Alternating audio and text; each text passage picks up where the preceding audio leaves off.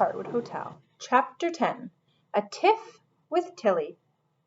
Here's a little picture I'll show you here. Tonight, grand finale of the spring fling. Does anybody know what a tiff is? A tiff with Tilly? Any guesses? A tiff is a fight. It's kind of an old-fashioned word for fight. Bang, boom, boom. The sound that woke up Mona the next morning was anything but perfect. Not one, but two bands were battling down the hallway. They were so loud, the noise drifted all the way to Mona's room. She got out of bed, tied her apron on with a quick knot, and peeked out her door. All along the hallway, other staff were doing the same. Outside Mrs. Higgins' office, 3 raccoons were yelling at 3 frogs. Mrs. Higgins and Mrs. Gillies were there, still wearing their nightcaps and looking frazzled. I'm going to show you the picture now. Help you create a little video in your mind of what's going on. Bang! One of the frogs hit his drum. We are always hired for the Heartwood hop. Twang! One of the raccoons plucked his banjo. But it's not the hop, it's the splash, and we are hired. Didn't you cancel the hoppers? Mrs. Higgins said to Gillies. For once Gillies seemed at a loss for words, but then he found some. I decided to book you both. The bands didn't look very happy about this, but at least they stopped their noise. Mona was glad the fighting was over. In the kitchen, however, she was greeted by another argument. Captain Rudy had found out the Flares had been asked to perform that night, and was not too pleased. Can't we book them too? Mona asked Gillies when he came in, like you did with the bands. We could book them both. The bees are already booked to make honey, he replied. Fine, said the captain. Since we are not being given a chance to display our fine-tuned formations, we shall depart for good. First thing tomorrow. Those Flares are always the ones who get to shine. The squadron buzzed away. Oh dear, cried Mrs. Pickles. Now look what's happened. Smoke filled the kitchen. Mona hurried over to help. I've never burned anything before, not in all these years, she moaned. Never? Asked Mona. She paused. I guess there was one time when I was young and let my heart distract my head. Mona wondered what Mrs. Pickles meant and hoped she would say more, but she didn't. Instead, the porcupine composed herself and continued. It's okay, dearie. I'll just save them for Henry. He won't mind. He has an even bigger appetite than my sister. Henry again? Now he was the best eater, too. This was getting ridiculous. By the afternoon, things had calmed down considerably, as almost everyone was busy brushing their fur and fluffing their feathers to get ready for the big party. Tilly, though, was running around, frantically assigning roles to the staff for later. Gillies was the master of ceremonies. Miss Prickles was going to serve her petal pastries.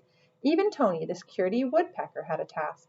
As well as patrol, he had to relight any lanterns that might blow out. What will I get to do, Mona wondered.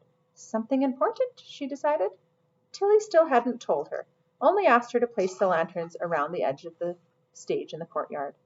It was supposed to be a dark night with only a whisker of a moon, and lanterns were needed. Mona was setting them up now. They were made of seashells with candles inside, and would brightly light the stage and cast a soft glow over the courtyard, where guests would sit.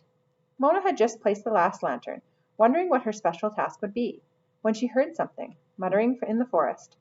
She tiptoed to the back of the stage. There, she could just make out a spiny silhouette. Mr. Quilson. He was skulking in the shadows and talking to himself. This wasn't just mysterious. This was suspiciously sneaky. He was up to something, but what? She remembered what he said when she had first met him, about being from another hotel. Was he from the hotel? The splashy one? Maybe he was here, trying to steal the Heartwood secrets. She'd been too distracted by the splash to think of it before, but it made sense. With everyone outside, it would be a perfect chance for him to sneak around. He'd have the whole Heartwood to himself. I have to watch out for him. That should be my task tonight, thought Mona. That was an important job. Who better to do it than her? She would tell Tilly at once. But Tilly had other plans for her. Mona found Tilly hurrying up the stairs. The squirrel was all dressed up. She wasn't wearing her apron. Instead, a stylish spiderweb scarf was wrapped around her neck. Her tail wasn't bushy or bristly either. It was curled in neat ringlets. There was even a bow tied behind her ear. Mona was still wearing her apron. The heart on it was smudged with dirt. She wished she could go change too. If they were still sharing a room, they could have gotten ready together. Mona, there you are. Everything is ready, but there is something important I need you to do, said her friend. Watch Mr. Quilson? Mr. Quilson? No, I need you to watch Henry. Mona's whiskers stiffened. You looked after him yesterday, continued Tilly, and he really liked it. He liked it? Mona couldn't believe it. She'd sent him back with Maggie and Maurice. Tilly went on, There's so much to do tonight. I won't be able to keep a proper eye on him. It would be great if you made sure he eats something healthy, not just pedal pastries. He should go to bed right after the Flares do their fireworks. I promised him he could use his whistle to signal them to start. He's really excited about that. Tilly straightened the bow between her ears. No, said Mona quietly. Thanks, Mona. I knew I could count on you, said Tilly, turning to head out the courtyard. No, Mona said, louder this time. What? Said Tilly, spinning around. No, Tilly, said Mona quickly, before she lost her courage. I'm not a squirrel sitter. I'm a maid. But Henry... Right then, the grump in Mona, the one that had been growing all season, burst out of her. Henry, Henry, Henry, she said. It's all about him. He's my brother, Mona, said Tilly. He's family. Tilly's cry caused a few rabbit guests who were walking by to hop extra high. Tilly lowered her voice, but continued to rush.